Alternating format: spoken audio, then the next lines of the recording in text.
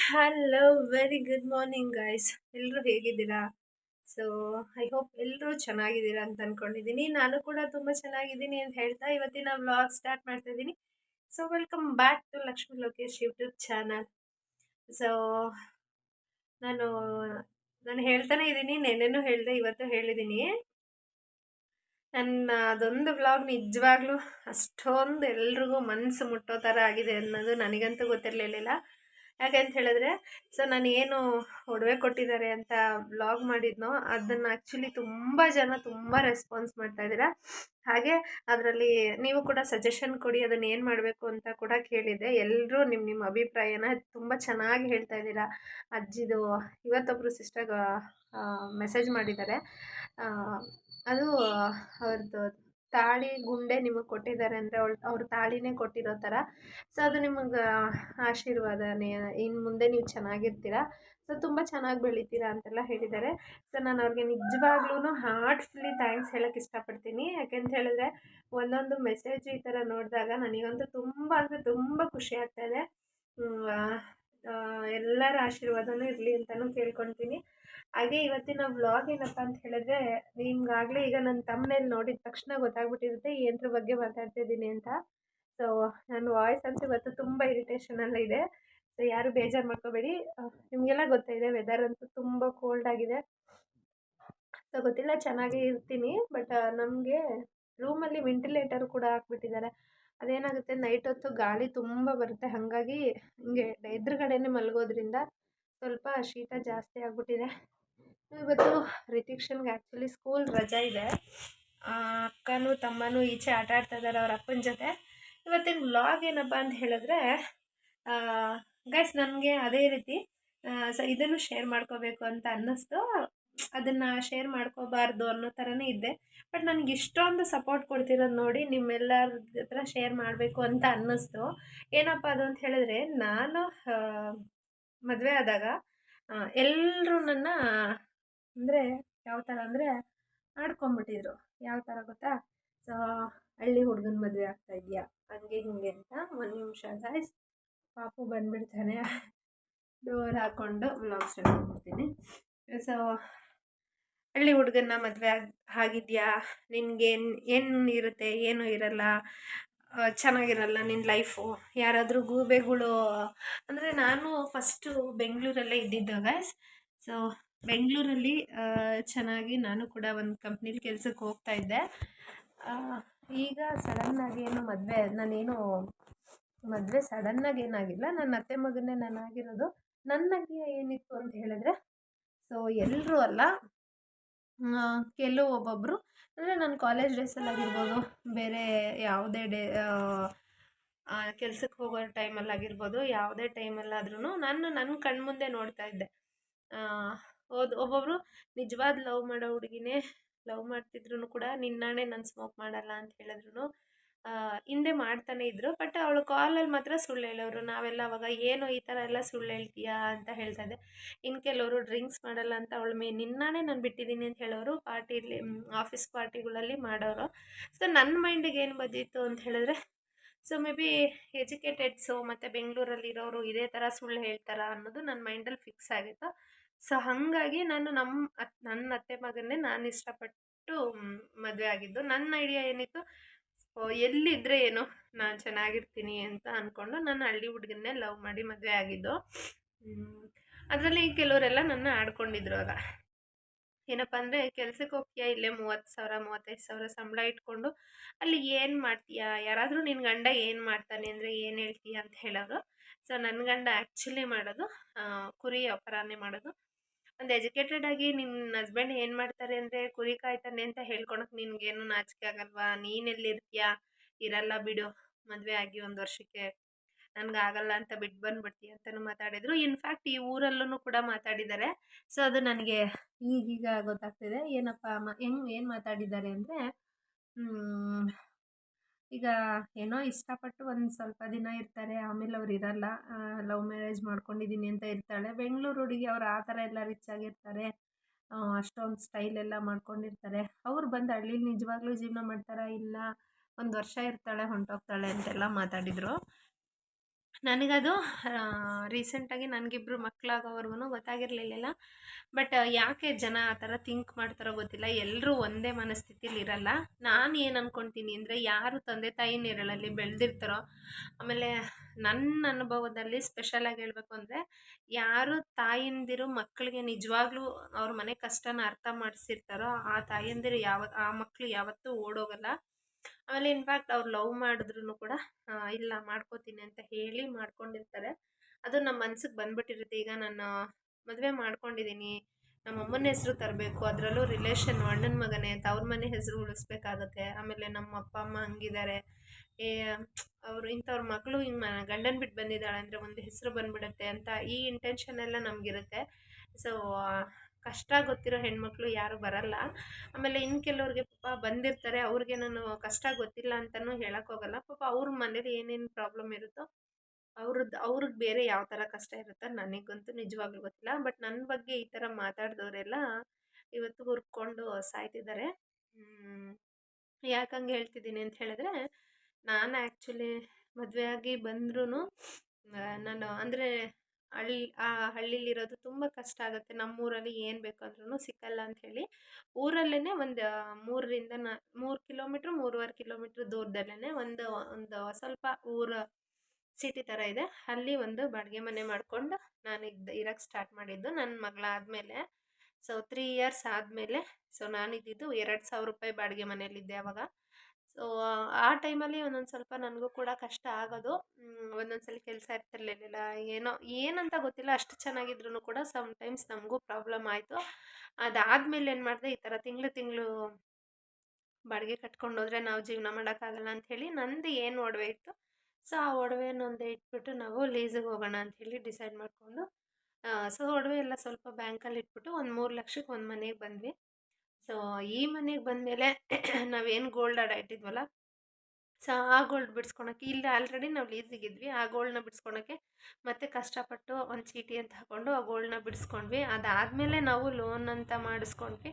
Loan ಮಾಡಿಸ್ಕೊಂಡು ಒಂದು ಸ್ವಲ್ಪ ದುಡ್ಡು ಮಾಡ್ಕೊಳ್ಳೋಣ, ಒಂದು 4 ವರ್ಷ ಅಂತ ಅಂದ್ಕೊಂಡ್ವಿ. ಸೊ ಒಂದು 4-5 ವರ್ಷ ಆದಮೇಲೆ ನಾವೇನು ಮಾಡಿದ್ವಿ, ಈ ಮನೆಗೆ ಬಂದಮೇಲೆ ನನಗೆ 2ನೇ ಬೇಬಿ ಪ್ರೆಗ್ನೆನ್ಸಿ ಆದೆ. ಆ ಟೈಮಲ್ಲಿ ನನಗೆ ಓಡಾಡೋಕ್ಕೂ ಕೂಡ ಕಾರು ಯಾರೂ ಕೊಡಲಿಲ್ಲ. ಸೊ ಆ ಟೈಮಲ್ಲಿ ಇವಾಗ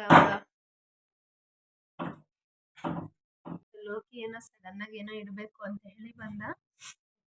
ಸೊ ಆ ಟೈಮಲ್ಲೂ ಅಷ್ಟೇ ಯಾರನ್ನ ಯಾಕೆ ಕೇಳಬೇಕು ಬೇಡ ಅಂತ ಹೇಳಿ ಸೊ ನಾವೇ ಮತ್ತೆ ಒಡವೆ ಒಂದು ಸ್ವಲ್ಪ ಇಟ್ಕೊಂಡ್ವಿ. ಇನ್ನು ಅಮ್ಮನ ಮನೇಲಿ ಒಂದು ಸ್ವಲ್ಪ ಹೆಲ್ಪ್ ಮಾಡಿದ್ರು. ಒಂದು ಕಾರ್ ಕೂಡ ತೊಗೊಂಡ್ವಿ. ಕಾರ್ ತೊಗೊಂಡಾದ್ಮೇಲೆ ನನ್ನ ಪಾಪುನೂ ಆಯಿತು. ಪಾಪುಗೆ ಇವಾಗ ಒಂದು 2 ವರ್ಷ ಇನ್ನೇನು ಕಂಪ್ಲೀಟ್ ಆಗಕ್ಕೆ ಬರ್ತಾ ಇದೆ. ಇನ್ನು 2 ತಿಂಗಳಿದೆ, ಫೆಬ್ರವರಿ ಅವ್ನ ಬರ್ತಡೇ. ಬಟ್ ಅಷ್ಟರಲ್ಲೇ ನಾವು ಒಂದು ಸೈಟು ಕೂಡ ತೊಗೊಂಡಿದ್ವಿ. ಆ ಸೈಟ್ ಆದಮೇಲೆ ಇವಾಗ ನನ್ನ ಬಾಣ್ತಿಲಿ ಏನಾಗಿತ್ತು ಅಂತ ಹೇಳಿದ್ರೆ, ಸಡನ್ನಾಗಿ ಕಾರ್ ತೊಗೊಂಡು ಬಂದಮೇಲೆ ಬಾಡಿಗೆಗೆ ಬೇಕು, ಲೀಸ್ಗೆ ಇದ್ದಿದ್ದಲ್ವ. ಸೊ ಬಾಡಿಗೆ ಬೇಕು ಅಂತ ಹೇಳಿದ್ರು. ಎಲ್ಲೂ ಮನೆ ಹುಡುಕಿದ್ರೂ ಅಂಗಡಿ ಇದೆ, ಅಂಗಡಿಗೆ ಹತ್ರ ಆಗೋ ಥರ ಮನೆ ಬೇಕು ಅಂತ ಹೇಳಿದ್ರೆ ನಿಮಗೆಲ್ಲ ಗೊತ್ತಾಯಿದೆ, ಅಕ್ಕಪಕ್ಕ ಹೊಟ್ಟೆಕಿದ್ದು ಜನ ಇರ್ತಾರೆ. ಸೊ ಅವರು ಬೇಡ ಇಲ್ಲೇ ಇದ್ದು ಬಿಡ್ತಾರೆ ಅಂತ ಹೇಳಿ ಮನೆ ಕೊಡಲೇ ಇಲ್ಲ. ಆಗ ನನಗಂತೂ ತುಂಬಾ ಅಳು ಬಂತು. ನಾನು ಕೂಡ ಹತ್ಕೊಂಡು ಯೋಚನೆ ಮಾಡ್ಕೊಂಡಿದ್ದಾಗ ನಾವೇ ಯಾಕೆ ಮನೆ ಕಟ್ಟಬಾರ್ದು ಅಂತ ಕೈ ಇಟ್ಕೊಂಡ್ವಿ. ಸೊ ನಾವು ಸ್ಟಾರ್ಟ್ ಮಾಡಿದ್ದು ಆ್ಯಕ್ಚುಲಿ ಇರೋದಕ್ಕೆ ಒಂದು ಮನೆ ಮಾಡ್ಕೊಳ್ಳೋಣ ಅಂಥೇಳಿ ಸ್ಟಾರ್ಟ್ ಮಾಡಿದ್ವಿ. ನಾವೇನು ಲೀಸಿಗಿದ್ವಿ ಆ ಅಮೌಂಟು ಮತ್ತು ಒಂದು ಸ್ವಲ್ಪ ಚೀಟಿ ಹಾಕ್ಕೊಂಡ್ವಿ. ಅದೆಲ್ಲ ತೊಗೊಂಡು 1 ಫ್ಲೋರ್ ಮನೆ ಕಟ್ಕೊಳ್ಳೋಣ ಅಂಥೇಳಿ ನಾವು ಸ್ಟಾರ್ಟ್ ಮಾಡಿದ್ವಿ. ಬಟ್ ದೇವರ ಆಶೀರ್ವಾದ ಮತ್ತು ಆಶೀರ್ವಾದದಿಂದ ಮತ್ತು ನನಗೆ ಅದೆಷ್ಟು ಜನ ಆಶೀರ್ವಾದ ಮಾಡಿದಾರೋ ನನಗಂತೂ ಗೊತ್ತಿಲ್ಲ. ಸೊ ಅವ್ರಿಗೆಲ್ಲ ನಾನು ಥ್ಯಾಂಕ್ಸ್ ಹೇಳೋಕ್ಕೆ ಇಷ್ಟಪಡ್ತೀನಿ. ಇವಾಗ 3 ಫ್ಲೋರ್ ಮನೆ ಆಯಿತು. 3 ಫ್ಲೋರ್ ಮೇಲೆ ಒಂದು ರೂಮ್ ಆಗಿದೆ. ಸೊ 10 ಲಕ್ಷ ಹೊಂದ್ಸೋಕ್ಕೆ ಕಷ್ಟ ಅಂತಂದವಳು. ಸಾಲ ಇದೆ, ಇಲ್ಲ ಅಂತ ನಾನು ಹೇಳಲ್ಲ, ಸಾಲ ಮಾಡ್ದಿರ ಏನೂ ಮಾಡಿಲ್ಲ. ಬಟ್ ಇವಾಗ ಏನು 80 ಲಕ್ಷ ರೂಪಾಯಿ 90 ಲಕ್ಷ ಖರ್ಚಾಗಿದೆ, ಅದಷ್ಟು ಸಾಲನೇ ಇದೆ. ತೀರಿಸ್ತೀನಿ ನಿಧಾನಕ್ಕೆ. ಅವತ್ತು ಹೋಗ್ತಾಳೆ ಹೊಂಟೋಗ್ತಾಳೆ ಅಂತಂದವರು ಇವತ್ತು ಅವ್ರಿಗೆಲ್ಲ ಉತ್ತರ ಕೊಟ್ಟಿದ್ದೀನಿ ಅಂತ ಅಂದ್ಕೊಂಡಿದ್ದೀನಿ. ಯಾವ ಹೆಣ್ಮಕ್ಳನ್ನೂ ಅಷ್ಟೇ ಅವ್ರ ಮುಖ ನೋಡಿ ಅಥವಾ ಅವ್ರ ಏನಾದರೂ ಒಂದು ಸ್ವಲ್ಪ ಸ್ಟೈಲ್ ಮಾಡ್ಕೊಂಬಿಟ್ರೆ, ಅವರು ಮೇಕಪ್ ಮಾಡ್ಕೊತಾರೆ ಅಂತ ಹೇಳಿದ್ರೆ, ಅವ್ರು ಸಿಟಿಲಿದ್ದಾರೆ ಅಂತ ಹೇಳಿದ್ರೆ ಎಲ್ಲರೂ ಓಡೋಗ್ಬಿಡಲ್ಲ. ಅವ್ರ ಜೀವನ ಅವ್ರಿಗೆ ಗೊತ್ತಿರುತ್ತೆ, ರೂಪಿಸ್ತಾರೆ. ಸುಮ್ಮನೆ ಗೊತ್ತಿಲ್ದಿರೋ ಒಬ್ರ ಬಗ್ಗೆ ಅಷ್ಟು ಈಸಿಯಾಗಿ ಮಾತಾಡೋಕ್ಕೆ ಹೋಗಬೇಡಿ. ಇನ್ ಕೇಸ್ ನನಗೆ ಈ ಮಾತೇನಾದರೂ ಫಸ್ಟೇ ಗೊತ್ತಿದ್ರೆ ನಿಜವಾಗ್ಲೂ ನಾನು ಇನ್ನೂ ಬೇಗನೆ ಬೆಳೆಯೋದಕ್ಕೆ ಇಷ್ಟಪಡ್ತಿದ್ದೆ. ಯಾವಾಗ ಯಾವಾಗ ಏನೇನು ಹಾಕಬೇಕೋ ಏನೇನು ಬೆಳಿಬೇಕೋ ಅಷ್ಟೇ ಬೆಳೆಯೋಕ್ಕಾಗೋದು. ದೇವ್ರ ಮುಂದೆ ಏನೂ ಇಡೋಕ್ಕಾಗಲ್ಲ. ಅಷ್ಟು ಈಸಿಯಾಗಿ ಯಾರನ್ನೂ ಜಡ್ಜ್ ಮಾಡಬೇಡಿ. ನನ್ನ ಕೈಯಲ್ಲಿ ಏನು ಮಾಡೋಕ್ಕಾಗಲ್ಲ, ಇರಲ್ಲ ಅಂತ ಅಂದ್ಕೊಂಡಿದ್ದವ್ರಿಗೆ ಉತ್ತರ ಸಿಕ್ಕಿದೆ ಅಂತ ಅಂದ್ಕೊಳ್ತೀನಿ. ಆಮೇಲೆ ಇನ್ನೊಂದೇನಪ್ಪ ಅಂತ ಹೇಳಿದ್ರೆ, ಎಲ್ಲರಿಗೂ ಒಂದು ಡೌಟ್ ಇರುತ್ತೆ. ಅಲ್ಲಿ ತವ್ರ ಮನೆಯೇ ಆಗಲಿ ಅಥವಾ ಇಲ್ಲಿ ಅತ್ತೆ ಮಾವನ ಮನೆಯಲ್ಲೇ ಆಗಲಿ, ಅತ್ತೆ ಮಾವ ಏನೂ ಆಸ್ತಿ ಕೊಟ್ಟಿಲ್ಲ ಅಂದರೆ ಇವ್ರು ಇಂಪ್ರೂವ್ ಆಗೋಕ್ಕೆ ಸಾಧ್ಯನೇ ಇಲ್ಲ ಅಂತ.